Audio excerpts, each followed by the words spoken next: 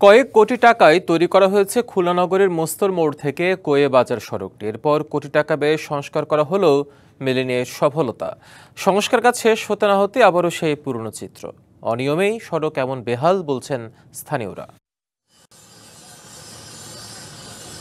নগরীর মোস্তর মোড় থেকে রাজবাঁধ কোইয়া বাজার পর্যন্ত ৪ কিলোমিটার সড়কটি ব্যবহার করেন বটিয়াঘাটা ও ডুমুরিয়া উপজেলা সহ নগরীর বাসিন্দারা। এর সংস্কারের উদ্যোগ নেয় এলজিইডি। এই প্রকল্পের মাধ্যমে সড়ক সংস্কার ও ফুটপাত সহ পানি নিষ্কাশনের ব্যবস্থার বাস্তবায়নের পরিকল্পনা নেওয়া হয়। ঘূর্ণিঝড় ও বন্যায় ক্ষতিগ্রস্ত সড়কটি পল্লী অবকাঠামো পুনর্বাসন প্রকল্পের আওতায় সংস্কারের উদ্যোগ নেওয়া হয়। ১০ কোটি ৩৪ লাখ টাকায় বাস্তবায়ন হয় প্রকল্প। তবে সংস্কার কাজ শেষ না হতেই পুরনো চেহারায় ফিরে যায় সড়কটি। রাস্তার গাড়ি ঘোড়া ভাঙে বেশি, আমরা খুব কষ্টের ভিতরে আছি।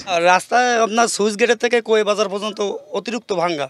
এটা রুগী নিয়ে যেতে পারি না আমরা, রুগী নিয়ে গেলে রুগী খুব অসুস্থ হয়ে যাচ্ছে। সানবিট সব দিবে সামাল।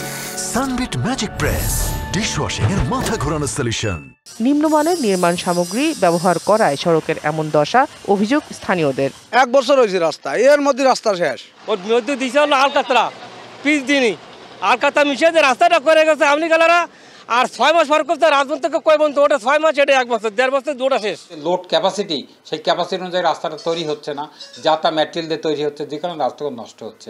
ভারী যানবাহনের ওভারলোডিংয়ে সংস্কার করা সড়কের এমন দশা দাবি প্রকৌশলীর।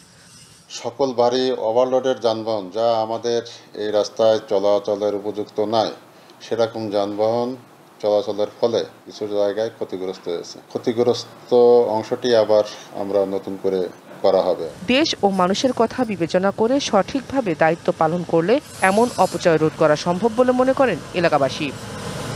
BBC news desk.